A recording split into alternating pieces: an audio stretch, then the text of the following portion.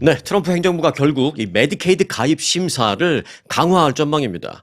의회 전문 매체 더 힐이라고 있는데요. 그 더 힐 보도에 따르면 최근 연방 상하원에서 승인한 예산 결의안을 보면 이 메디케이드 관련해서 이 메디케이드 관할권을 갖고 있는 연방 하원의 그 상무위원회에 앞으로 10년 동안 8,800억 달러 관련된 예산을 감축하라라는 그 지시 내용이 들어가 있는 것으로 밝혀졌습니다. 10년간이니까 뭐 평균적으로 따진다면 1년에 880억 달러 이상을 감축하라는 얘기와 비슷하겠죠. 자, 메디케이드. 다들 뭐 잘 아시다시피 대상자는 일단 뭐 각 주마다 조금씩 다르긴 합니다만은 일반적으로 저소득층 가구 또 임산부 또는 노인 특히 이제 노인 같은 경우에는 메디케어도 함께 받는 경우도 있습니다. 그리고 이제 장애인 그리고 일부 저소득층 성인 등이 이제 수혜 자격이 되죠. 연방정부의 지원금을 받아서 주정부가 운영한다라고 보시면 되겠습니다. 그러니까 일반적으로 65세 이상 나이가 되면 무조건 받는 그 메디케어와는 좀 다릅니다. 메디케어는 이제 나이가 되면 무조건 받는 거고요. 요것은 이제 뭐 수입이 좀 적거나 이런 분들이 막 받고 또는 장애인 또는 뭐 그 어린이도 받을 수가 있고 임산부도 받을 수가 있고 이제 이런 겁니다. 각 주마다 그런데 이제 이 메디케이드를 부르는 이름이 뭐 다른 경우가 많이 있습니다. 심지어 이제 캘리포니아에서는 메디케이드라고 안 부르고요. 메디켈 메디 그다음에 뒤에 이제 캘리포니아의 CAL을 따서 메디켈이라고 부르고 있고요. 뭐 뉴욕주 같은 경우에는 뭐 그냥 똑같이 메디케이드라고 뭐 부르고 있습니다. 이제 이름은 좀 다르지만 내용은 같습니다. 아무튼 연방의회 예산국은 이 메디케이드 지출을 줄이고 또 자격 심사를 더욱 강화하지 않으면 우리가 8,800억 달러 감축을 목표를 이룰 수 없다. 이렇게 말하면서 사실상 규모 축소, 제한 등등을 지시했습니다. 관련 예산이 크게 줄어들면 결국 메디케이드 가입 심사를 강화할 것이다 라는 그런 전망이 나오고 있습니다. 있는 사람, 가입해서 이제 자격을 갖고 있는 사람은 수혜 혜택 조건을 좀 낮출 것이고요. 또 아직 없는 사람이 새롭게 신청을 하면 이제 안 주는 경우도 좀 많이 레이쇼를 높이고 뭐 그렇게 하겠다는 것입니다. 자, 실제로 이 마이크 존슨 연방 하원 의장도 최근에 그 팍스 뉴스에 나와서 이런 말을 했습니다. 메디케이드 프로그램은 유지할 것이다. 하지만 정부는 메디케이드 수혜 자격이 없는 사람들이 혜택을 받는 것을 근절할 것이다. 이렇게 말했습니다. 그러니까 지금 혜택을 받는 사람들도 매년 심사를 해서 이제 뭐 탈락시키는 경우도 있을 것이고요. 또 새롭게 신청을 하는 사람들은 안 주는 경우도 많이 있고 뭐 이렇게 될 것이다라는 것을 미리 예고한 거죠. 존슨 하원 의장은 메디케이드 자원을 낭비하면 실제로 메디케이드가 필요한 그 어려운 실제로 필요한 그런 사람들에 대한 지원을 줄 수 없기 때문에 우리가 심사를 강화할 것이다. 뭐 이런 얘기를 했습니다. 트럼프 행정부는 그 메디케이드의 사기와 또는 남용 등등을 막으면 기존의 혜택을 유지할 수 있다. 이렇게 말했습니다. 그러니까 기존에 당연히 받을 수 있는 그 사람들에 대한 혜택은 유지할 수 있는 것이다. 예산을 줄여도 사기나 남용을 막기만 하면 꼭 정말로 필요한 사람들에게 주는 것은 그대로 할 수 있다. 뭐 이런 얘기입니다. 그러나 대부분의 전문가들은요 좀 생각이 다릅니다. 일단 메디케이드 예산을 대폭 삭감하기로 한 현재 상황에서는 가입 기준을 높이는 것은 당연할 것이고 또 혜택을 축소하는 것도 당연히 있을 수밖에 없는 수순이다. 뭐 그렇게 의견을 내놓고 있습니다. 자, 이에 따라서 전문가들은 트럼프 행정부가 이 메디케이드 가입 자격에 근로 요건을 집어넣을 가능성이 있다라고 말했습니다. 근로 요건을 집어넣는다는 건 뭐냐? 예를 들면 이런 거죠. 18세에서 뭐 65세 사이가 일단 메디케이드 수혜 자격인데 그런 수혜 자격을 유지하기 위해서는 이 하루 한 달 내내 그냥 탱탱 노는 그런 사람들한테는 아예 안 줄 수도 있다라는 그런 얘기입니다. 그래서 매달 최소 그 일정 시간을 일하는 사람, 그래서 뭐 일해서 돈을 많이 벌어야 된다, 뭐 그런 걸 떠나서 최소한 뭐 하루에 뭐 2시간 아니면 하루에 4시간 정도는 좀 일을 하는 그런 사람들에게 이 혜택을 주겠다라는 그런 조건을 새롭게 넣을 수 있다라는 것이죠. 지금 그 푸드 스탬프 같은 게 그렇죠. 완전히 일 안 하고 탱탱 노는 사람은 오히려 안 주는 쪽으로 가고 있고 어느 정도 하루에 몇 시간이라도 일을 하는 그런 사람들에게는 오히려 혜택을 주는 그런 식으로 새롭게 이제 도입을 할 가능성이 있다라는 것입니다. 앞서 그 AP통신도요, 연방 하원 공화당 지도부가 메디케이드 수혜를 위해서 최소 근로 요건을 충족해야만 주는 그런 쪽으로 개편을 검토하고 있다라는 보도를 했습니다. 지난주인가요? 좀 일찌감치 그런 보도가 나온 적이 있었습니다. 그 보도가 이제 점차 사실로 확인되는 거죠. 메디케이드 수혜자 1인당 연방정부가 그 주정부에 지급하는 보조금의 그 액수를 좀 낮추는 뭐 그런 방법도 여러 가지 방법 중에 하나로 지금 거론되고 있습니다. 그러니까 앞서 말씀드린 대로 뭐 새로운 사람을 안 받고 있는 사람을 내쫓고 이렇게 하는 방법이기도 하고 또 하나는 근로 요건을 지키는 사람에게만 주고 뭐 이런 것도 방법이지만 또 하나는 지금처럼 뭐 혜택을 받는 사람의 숫자는 그대로 유지하되 그 지원금을 좀 줄여서 그래서 이제 어떤 혜택의 종류나 뭐 이런 걸 좀 줄이는 뭐 이런 것도 방법이다. 이렇게 두세 가지 정도 아이디어가 지금 나오고 있는 것인데 그 중에 하나는 분명히 될 것 같다라는 얘기입니다. 자, 이런 가운데 트럼프 행정부는요, 이 보건복지부에서 연방 빈곤선을 설정하는 그 부서가 있는데 그러니까 이제 연방 빈곤선을 설정한다라는 게 뭘 분석해서 어떤 그 숫자나 이런 기준선을 설정하는 그런 일도 하지만 다시 말하면 어떤 이 사람이 빈곤층 아래인지 뭐 빈곤층인지 또는 그보다 위인지를 어떤 심사하는 뭐 그런 일도 하는 건데 그런 부서를 전체를 폐쇄했습니다. 그 이 얘기는 뭐냐? 연방 빈곤선의 그 가이드라인 자체를 없애버리면 수천만 명의 미국인이 메디케이드 지원을 받을 수 있는 자격이 되는지 안 되는지 이 자체를 심사할 수 없는, 확인할 수 없는 그런 혼란이 예상된다는 것입니다. 그런 심사를 못 받으니까 내가 신청을 해도 자격이 되기까지는 시간이 오래 걸리고 뭐 이런 식으로 된다는 것입니다. 실제로 그런 부서를 폐지했습니다. 그래서 이제 인력 부족으로 인해서 내년에도 이 물가 등을 반영하지 않고 그 전에 받았던 그 내용 그대로 연방 빈곤선이 유지될 경우에는 수십만 명의 미국인이 복지 혜택을 잃거나 크게 축소될 가능성이 높은 상황입니다. 이 얘기는 뭐냐? 이제 물가가 오르기 때문에 연방 빈곤선이 정확하게 제가 얼마인지 모르겠습니다만 예를 들어 뭐 월 수입이 1,000불 아래면 뭐 빈곤선이다라고 정해져 있다면 사실은 물가가 좀 저렴할 때는 1,000불 정도도 괜찮은데 물가가 많이 오른다면 빈곤선이 1,000불이 아니라 한 1,300불 정도 이하로 이렇게 조정을 해줘야 되는데 그런 걸 못하니까 실제적으로 이제 떨어져 나가게 되는 탈락되는 사람들이 많아진다라는 것입니다. 그걸 실제로 또 혜택을 받아야 하는 사람들이 못 받게 되는 것이죠. 자, 그래서 일단 그 저소득층 또 노인 이런 분들에게 주는 그 메디케이드에 대한 심사가 강화될 수 있다라는 점 하나는 좀 알아놓으시기 바라겠습니다. 자, 트럼프 대통령이 시진핑 중국 국가주석과의 관세 전쟁을 지금 벌이고 있는데 이 중국과의 경쟁에서 미국이 조만간 패배할 것이다 라는 그런 전망이 나왔습니다. 야, 우리 이제 미국에 살고 있는 우리로서는 상당히 이제 신경 쓰이는 그런 내용이긴 한데요. 이제 물론 이 뉴스를 전해드리기 위해서 먼저 좀 그 전제해야 할 것이 있습니다. 왜냐하면 전문가들의 이런 전망을 그 보도한 그 신문사는요, 이 파이낸셜 타임스 라는 점을 알아놓으셔야 되고요. 그 파이낸셜 타임즈라는 신문은 영국 언론이고 또 지금 그 영국을 비롯해서 유럽 많은 나라들이 그 미국에 대해서 결코 좋은 감정이 아니라는 그런 상태다. 그렇기 때문에 언론들의 어떤 보도 방향도 우리가 좀 참고해야 미리 좀 알고 있어야 된다라는 그 점을 전제를 깔고 이 내용을 좀 전해드리겠습니다. 어쨌든 그 내용 자체는요, 제가 봤을 때 우리가 한번 생각해 볼 필요는 있을 것 같다라고 해서 이 전망 또 이 분석을 100% 신뢰한다라기보다는 파이낸셜 타임스에서 언급된 몇 가지 부분을 좀 우리가 좀 알아놓자, 생각해 보자, 그런 차원에서 전해드리겠습니다. 자, 파이낸셜 타임스는 시진핑이 트럼프보다 더 강력한 영향력을 가진 이유라는 제목의 분석 기사를 보도했습니다.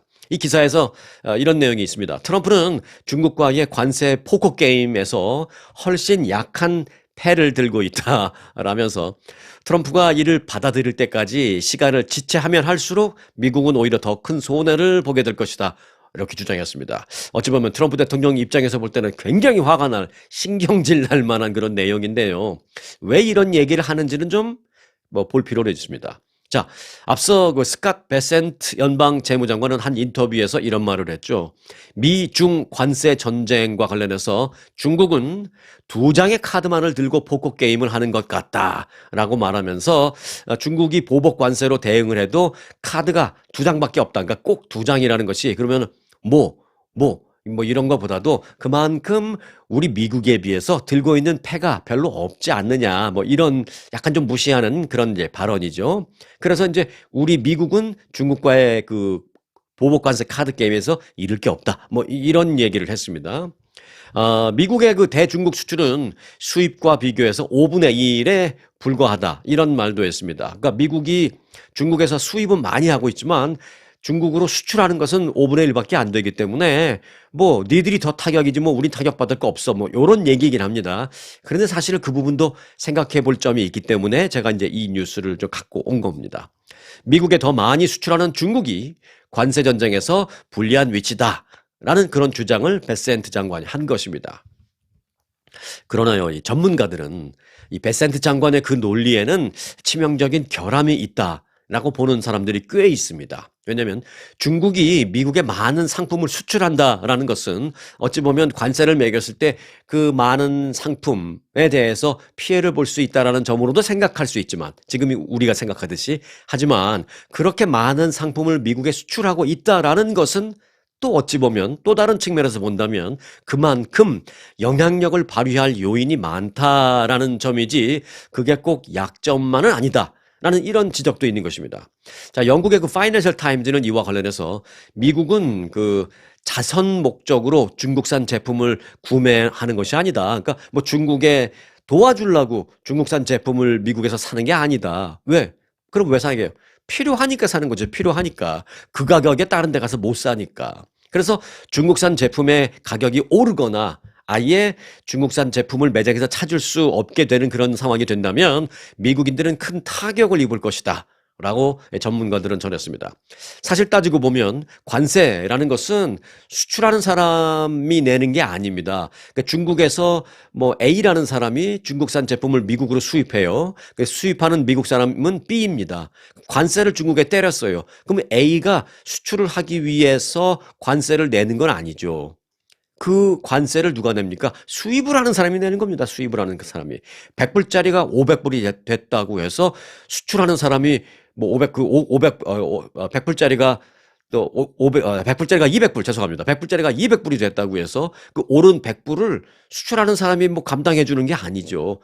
그걸 사는 사람이 그 돈을 주고 사가는 겁니다. 이제 세금을 내야 되니까. 자, 어찌됐든 미국에서 판매되는 그 예를 들어서 그 아이폰의 경우는 80% 중국에서 생산돼서 들어옵니다. 그리고 뭐 자전거, 선풍기, 뭐 아이들 장난감 등등 엄청나게 많은 수많은 상품들이 중국산입니다. 아마 미국에서 메이드 인 차이나가 없으면 미국이 아마 안 돌아갈 겁니다. 얼마 한 10년 전인가요? 이런 책이 있어서 제가 한번 본 기억이 나는데 Living Without Made in China. 정확한 제목이 아마 제가 딱 떠오르진 않습니다만 맞을 겁니다.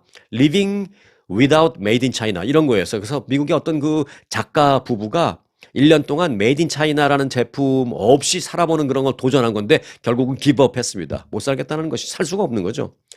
자, 결국 이제 중국산을 수입하는 미국 내 수입업자가 돈을 더 내고 이 돈은 그럼 결국은 그 수입업자가 다 내느냐? 아니죠. 그 사람도 이문을 남겨야 되니까. 그래서 결국은 소비자에게 전가될 터이니 중국은 이 시간을 기다리면서 즉 미국의 소비자들의 혼란을 겪으면서 난리가 날 그 시간을 기다리면서 지금 힘들어도 수출을 이만큼 하던 걸 요만큼밖에 못하는 한이 있더라도 지금 꾹 참고 기다리면서 그 시간을 기다리면서 승부를 보겠다라는 생각을 갖고 있다라는 것입니다. 자, 여기까지 말씀드리면 아이고 그래도 중국도 먹고 살아야 되는데 언제까지 그 시간을 기다려. 그리고 중국이 아무리 대국이라 하더라도 경제적인 측면에서는 미국이 세지 중국보다는 오히려 미국이 참고 견디면 중국이 못 견딜 걸이라는 생각을 할 수도 있습니다만은 거기 눈에 보이지 않는 또 플러스 알파 좀 다른 게 있습니다. 그 말씀을 다른 플러스 알파 말씀을 드리기 전에 이제 마무리를 좀 짓는다면 실제로 중국은요, 이 활용할 수 있는 강력한 무기들이 사실은 좀 더 있습니다. 뭐 두 장의 패만 있는 게 아니에요.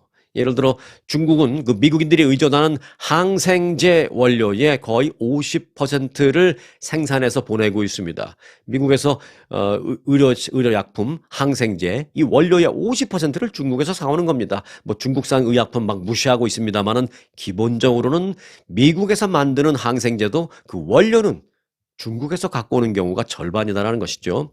뿐만 아니라 또 미국 공군의 핵심 전투기 F-35, F-35 이 전투기는 중국에서 조달되는 히토류 부품을 반드시 필요로 합니다. 이게 없으면 미국 전투기 F-35 만들 수가 없습니다. 자, 심지어 중국은요, 미국 국채를 전 세계에서 두 번째로 많이 갖고 있는 국가입니다. 그래서 중국이 이 국채 확 갖다 시장에 팔아버리면 완전히 대혼란이 발생할 수도 있습니다. 물론 이건 뭐 현실적으로 쉬운 일은 아닙니다만 예를 들면 논리적으로는 그렇다는 겁니다. 자, 그래서 얼핏 생각하면 많은 제품을 미국에 수출하니까 이 관세로 장벽을 높여버리면 수출을 하고 싶어 하는 중국이 백기를 먼저 들 것 같지만 중국은 그 트럼프 대통령에게 관세를 낮춰주세요, 낮춰주세요 하면서 애원해서 수출을 계속하기보다는 아예 수출을 그냥 금지시켜서 수출을 줄이는 게 아니라 이제 나라 차원에서 이제 조치를 취하는 거지. 야, 너 이 제품 미국에 수출하지 마. 그러니까 대표적인 게 히토류잖아요. 그래서 당장 히토류 수출 중지시켰잖아요. 그래서 수치를 줄이는 게 아니라 아예 수출을 나라 차원에서 금지 명령을 내려서 미국 소비자들을 충격에 몰아넣겠다라는 것입니다. 그래서 그 시간을 중국은 기다리겠다라는 것입니다. 자, 이 때문에 트럼프 대통령은 시간이 지날수록 점점 관세를 유예해 주겠다. 요 품목에 대해서는 관세 유예해 줄게. 나는 굉장히 플렉시블한 사람이야. 얼마 전에 그랬죠. 나는 굉장히 플렉시블한 사람. 나는 유연한 사람이다. 라고. 나는 굉장히 유연한 사람이야. 내가 아이 기분이다. 요 품목 관세 유예해 줄게. 요런 식으로 얘기하는 품목이 하나 둘씩 늘어날 것이다. 잘 봐라. 요렇게 얘기하고 있습니다. 전문가들은. 그리고 이제 또 하나 앞서 말씀드린 제가 눈에 보이지 않는 중국이 유리한 점 플러스 알파. 제가 지금 중국 편을 드는 게 아닙니다. 중국을 이기기 위해서입니다. 뭐 중국 얘기하면 어떤 분들은 그냥 앞뒤 가리지 않고 막 중국을 막 떠받드는다고 무슨 그런 말씀하시는데 제발 잘 설명 잘 들어주시기 바라겠습니다. 중국을 제가 지금 치켜 세우는 게 아닙니다. 중국을 이기기 위해서 알자는 것입니다. 지피지기면 백전백승. 정확한 말로는 지피지기면 백전불패죠. 백전불패. 그 중국에게 이기기 위해서 알자는 것입니다. 그런데 이 마지막 요 부분을 알아야 됩니다. 결정적으로 중국이 좀 유리한 점이 있는데 미국도 이걸 알아야 됩니다. 뭐냐? 바로 중국은 시진핑이 그 1인 독재 같은 사회주의 국가죠. 뭐 공산주의, 독재국가 뭐 이런 식으로 요즘 표현하진 않지만 그래서 중국을 사회주의 국가 표현하지만 뭐 엄밀히 말하면 시진핑이 뭐 장기 영구집권처럼 지금 만들어놨기 때문에 결국은 뭐 시진핑 1인 독재국가가 돼버렸습니다. 어느 순간. 그렇게 1인 독재국가인데 반해서 미국은 아무리 트럼프 대통령이 뭐 강경한 모습을 보이고 트럼프 대통령에게 일각에서는 막 데모하면서 독재자다 막 얘기하고 있지만 사실은 그건 뭐 우리 기준으로 봤을 때 그렇지 시진핑하고 트럼프 대통령하고 비교하면 뭐 트럼프 대통령이 시진핑보다 더한 독재자 이건 뭐 말이 안 되죠. 그래서 아무리 트럼프 대통령이 강경한 모습을 보이고 있다 하더라도 어차피 국민의 여론을 무시할 수 없는 이 민주주의 국가 미국의 지도자라는 그런 차이점입니다. 아무리 트럼프 대통령이 나 이번에 뭐 한 번 텀하면 더 이상 재선할 수 없으니까 몰라 나는 하고 싶은 대로 할 거야. 내 길 마이웨이를 갈 거야. 할 수가 없어요. 왜? 그래도 공화당 소속이고 차기 정권을 또 공화당이 정권 재창출을 해야 되고 여러 가지 면에서 그러니까 공화당 내에서도 트럼프 대통령에게 요구하는 것도 많을 것이고 또 각 공화당 지역구 주민들이 요구하는 것도 많을 것이고 그런 여론을 중시하는 아메리카 미국의 지도자이기 때문에 시진핑처럼 트럼프 대통령이 할 수는 없다라는 것입니다. 반대로 말하면 시진핑은 트럼프 대통령처럼 이게 뭐 여론의 눈치를 보거나 이런 거 안 해도 된다라는 것입니다. 그 점이 상당히 우리로서는 신경 굉장히 쓰이는 부분입니다. 어찌 보면 좀 무서운 점이기도 하고요. 뭐 잘났다고 중국이 잘났다라고 해서 무섭다는 표현이 아니라 참 안 좋은 부정적인 표현으로 무섭다라고 생각할 수 있는 것입니다. 자, 이와 관련해서 파이낸셜 타임즈는요, 기드온 라흐만 칼럼니스트의 그 말을 끝으로 이제 보도를 했는데 이 칼럼니스트는 뭐라고 그랬냐면요. 코로나19 팬데믹 때 증명됐던 것처럼 시진핑은 자국민에게 어떤 큰 실수를 저질러도 감당할 수 있다. 자국민이 뭐 그것 때문에 막 민주화 시위를 일으키고 반 시진핑 시위 일으키고 그런 거 중국에선 상상할 수 없죠. 그래서 시진핑은 어떤 정책을 갖고 그냥 실패해도 아니 뭐 일단 가보자. 오히려 트럼프보다 더 그렇게 몰아갈 수 있는 마이웨이를 갈 수 있는 그런 입장이다라는 것입니다. 반면에 백악관은 여론에 따라서 행동해야 하는 그런 미국의 지도자이다라면서 바로 이 점이 트럼프가 시진핑을 상대하기에 근본적인 어려움이 있는 점이다. 미국은 이 점을 알아야 할 것이다 라는 것입니다. 저도 그래서 미국이 이 점을 알고 중국을 이겼으면 좋겠다라는 생각 때문에 중국의 그런 면, 중국이 조금 우리가 신경 쓰여야 되는 중국의 어떤 강점이랄까요? 뭐 그런 점 좀 거론을 해드린 것입니다. 중국을 치켜 세우려는 의도는 전혀 없습니다. 지피지기 때문에 말씀드렸다라는 것입니다.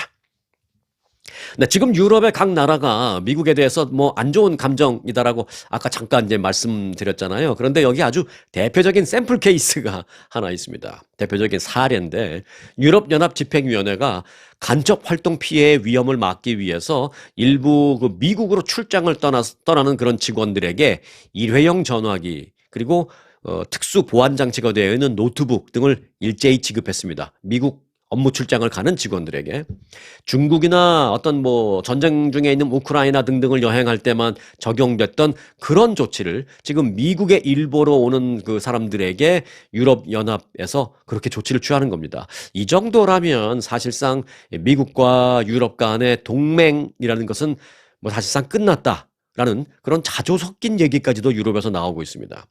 파이낸셜 타임즈는 오는 21일 세계은행 회의 참석차 미국을 방문하는 유럽연합 집행위원회 위원들과 이 고위 관리들에게 이 같은 지침이 내려졌다라고 밝혔습니다. 미국 출장 갈 때 그 일회용 전화기를 가져가고 또 미국 출장 갈 때 특수 보안 장치가 되어 있는 노트북을 가져가라. 네 집에서 그냥 쓰는 거 그거 가져가면 안 돼. 이런 식으로 내린 겁니다.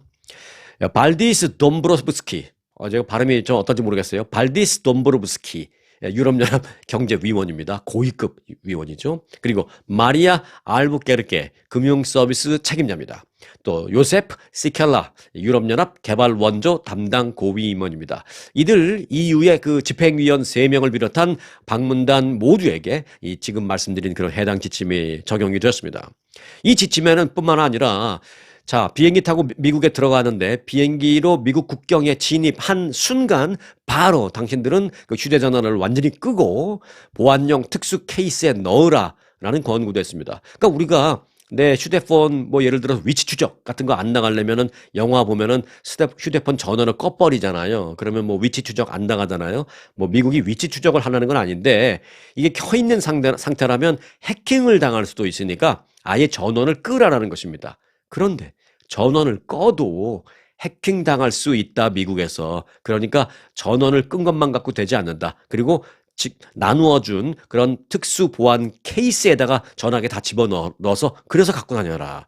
해킹 완벽한 방지를 하기 위해서. 이렇게 하고 있습니다. 어느 나라 사람이 어디로 오는데요? 네.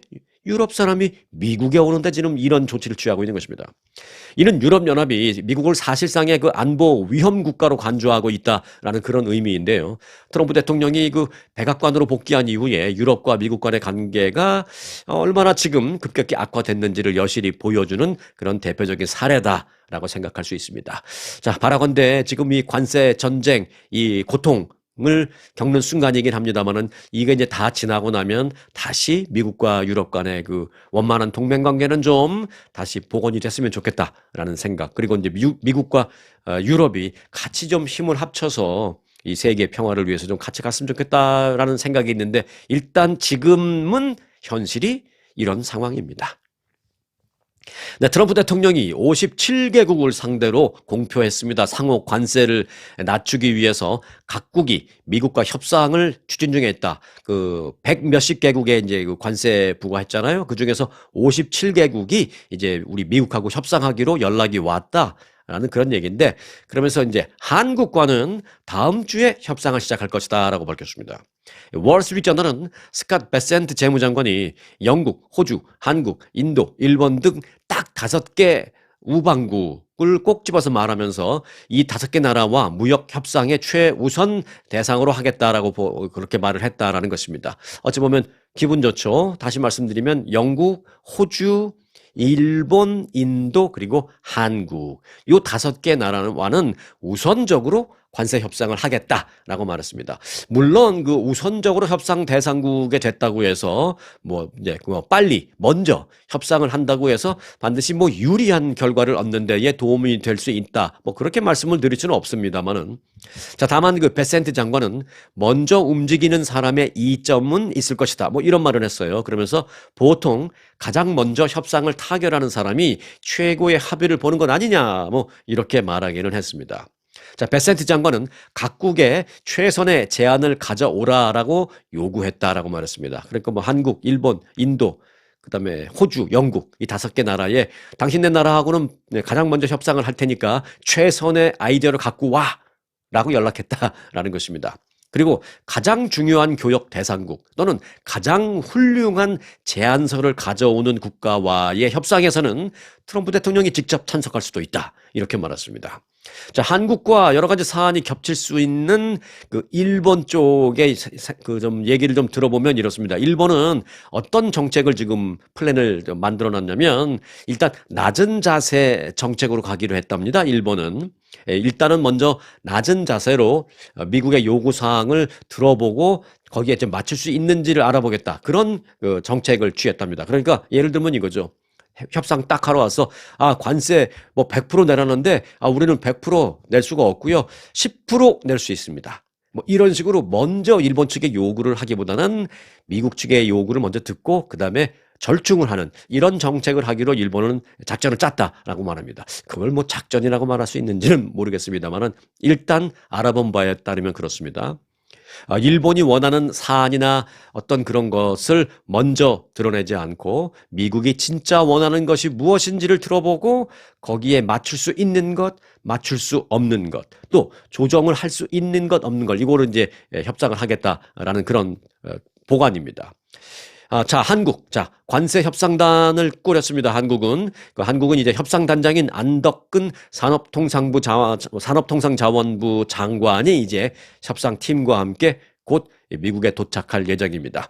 다음 주에 한국은 이 협상이 미국에서 있을 예정이니까 자, 협상 내용이 공개되는 대로 여러분들에게 바로 전해드리도록 하겠습니다. 네, 천문학적인 규모의 감세를 추진하고 있는 공화당이 다른 한편에서는 부자 증세 카드를 만지작거리고 있습니다.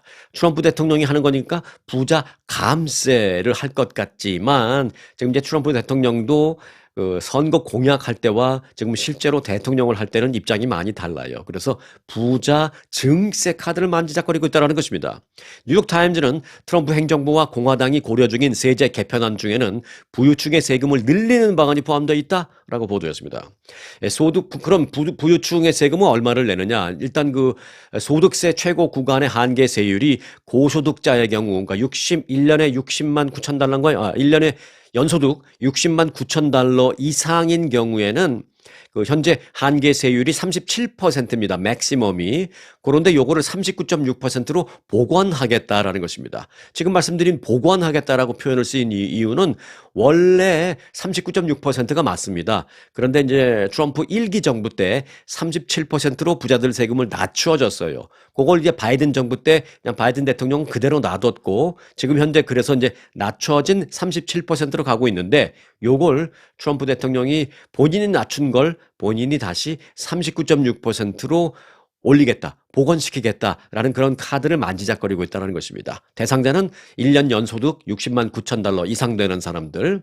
자, 그런데 그러면은 뭐 얼마나 돈을 버느냐? 네, 이렇게 세금을 증세를 하면은 한 8천억 달러 정도 세금이 더 걸릴 수 있다라는 것입니다.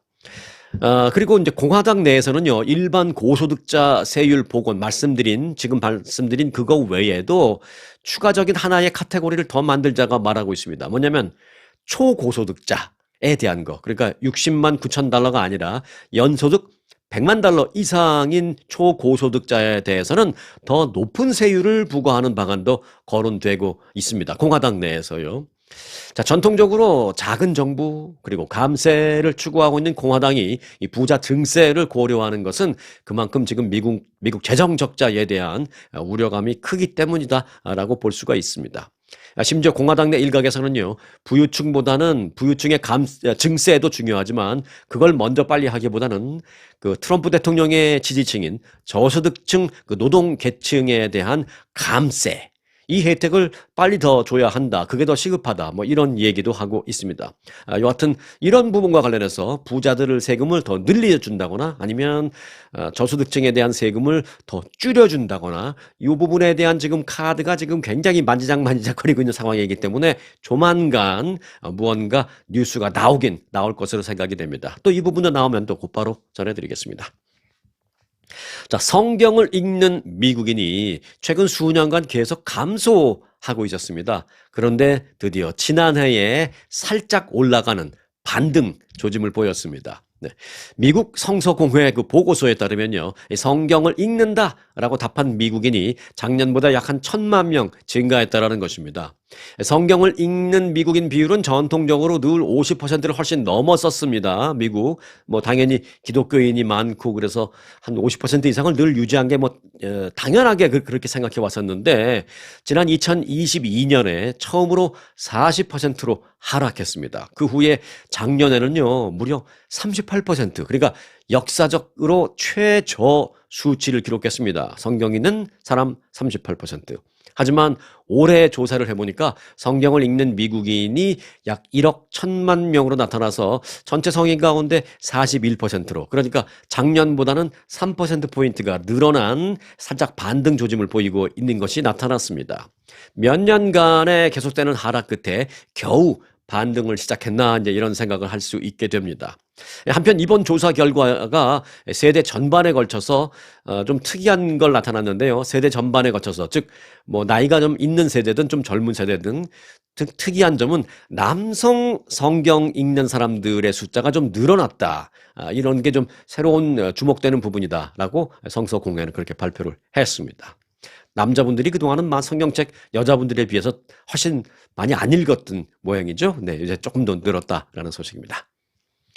네, 스마트폰, 컴퓨터 같은 소위 이 디지털 기기를 많이 사용하면 인지 능력이 떨어진다라는 소위 그 디지털 치매 설이 있죠. 디지털을 너무 많이 쓰면 생각을 안 하게 되기 때문에 인지 능력이 떨어지면서 치매로 더 빨리 갈 수 있다. 뭐 이런 얘기가 있었는데 한 조사 결과 오히려 그 반대다라는 결과가 나왔습니다. 자, 그 오스틴 텍사스 대학 연구팀은요, 성인 41만 명을 대상으로 디지털 기술 사용이 인지 기능에 미치는 영향을 분석한 결과 디지털 기술을 많이 사용하는 그룹의 인지 장애 위험이 그렇지 않은 사람들에 비해서 오히려 58% 장애 위험도가 낮았다라는 것입니다. 자, 연구팀은 이 결과는 디지털 기술 사용이 인지 능력을 약화시킨다라는 소위 디지털 치매 가설과 완전히 모순된다라면서 반대된다는 것이면서 오히려 기술 노출이, 즉 그런 디지털을 많이 이용하는 것들이 인지 기능 저하를 늦추는 완충 역할을 할 수 있음을 보여주는 연구 결과였다. 이렇게 말했습니다. 자, 디지털 기기에 의존하면서 직접 어떤 기억을 열심히 하려고 한다거나, 예를 들면 이런 거죠. TV를 보면서 어떤 탤런트가 나오는데 뭐 TV 드라마의 제목이 뭐 백두산 뭐 한라산이라고 친다면 한라산이라는 TV 드라마에 나오는데 저 탤런트 저 사람 이름이 뭐였더라? 막 생각이 안 나요. 그래도 계속 생각하려고 노력하는 건 아날로그. 조금 한두 번 생각하다가 생각 안 나면 바로 스마트폰에 들어가서 드라마 한라산 등장인물 치면 쫙 나오죠. 그러면 맞다. 그러니까 노력 안 하고 바로바로 생각하게 하면 인지 능력이 저하된다라는 그런 얘기가 있었습니다. 그리고 이제 계산 같은 것도 암산 안 하고 그냥 막 전자계산기로 해버리고 그러면 이제 안 된다라는 것인데, 오히려 그런 걸 자꾸 사용하는 그 순간 그것도 이제 머리를 쓰고 그다음에 내가 어떤 방법으로 내 기억을 회상시켜 볼까 이런 생각을 하면서 오히려 상당히 도움이 될 수도 있다라는 그런 얘기입니다. 자, 디지털 기술 사용은 컴퓨터 또 뭐 스마트폰, 인터넷 등을 사용하는 행위, 이것을 디지털 기술 사용이라고 말합니다. 이제 이런 거를 많이 사용하는 것도 너무 두려워하지 마라. 자꾸 내가 이런 걸 쓰다 보면은 기억력 나빠지고 머리 나빠져서 치매로 빨리 가는 거 아니야? 너무 두려워하지 말고 디지털 기술을 많이 충분히 활용하라라는 게 요번에 이제 텍사스 대학의 연구 결과에서 나온 겁니다. 자, 그러니까 여기서 중요한 얘기가 있죠. 그냥 아무 생각 없이 단순하게 쓰는 거는 제가 봤을 때는 조금 오히려 퇴화될 수도 있다고 봅니다. 그냥 맨날 쓰는 거 똑같은 거. 하지만 그 스마트폰을 들고 사용을 하시더라도 하루에 그냥 조금 5분, 10분이라도 요 기능은 뭐지? 요 기능은 뭐지라고 사용하지 않았던 그런 기능도 한번 사용해 보려고 노력하고 잘 모르면 누구한테 물어봐서라도 한번 사용해 보려고 노력하고 그래서 누가 가르쳐 줘서 내가 얘기를 들어봤더니 그 기능은 굉장히 신기한데 나도 쓰면은 도움이 되는 기능인데 라고 새로운 기능을 좀 해서 그걸 맨날 쓰고 활용하고 그렇게 쓰고 활용하고 새로운 활용도를 누리고 이런 거를 오히려 열심히 하시기 바라겠습니다. 그냥 단순한 그 스마트폰 갖고 있는 거는 별 도움이 안 될 것 같고 그래서 조금 그런 식으로 노력을 해 본다면 오히려 아날로그보다도 훨씬 더 치매로 가는 인지 저하로 가는 그런 위험이 낮아질 수도 있다니까 오늘부터 여러분들 손 안에 있는 그 스마트폰을 10분 활용해서 오히려 여러분들의 그 인지력 기능을 훨씬 더 개발시키기 바라겠습니다. 자, 오늘 영상은 여기까지입니다. 오늘도 건강하고 인지력 활발히 돌아가는 똑똑하고 스마트한 그런 하루 되시기 바라겠습니다.